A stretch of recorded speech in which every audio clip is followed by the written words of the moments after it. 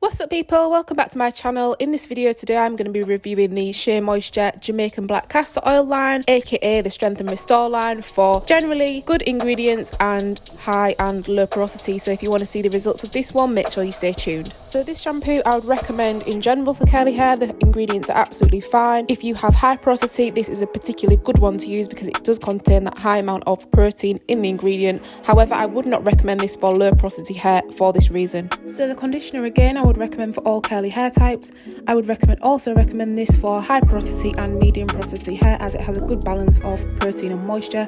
However, for the low porosity ladies, I would avoid this again just because of the levels of protein. However, you can build this into your regimen on more of a monthly, bi-weekly basis just to make sure you are getting a good balance of protein and moisture. The styling lotion again, I would apply the same as I did with the previous conditioner product. Good for all curly hair types. High porosity and medium porosity I would just be cautious when using this with the low porosity hair to make sure you don't overload it with protein.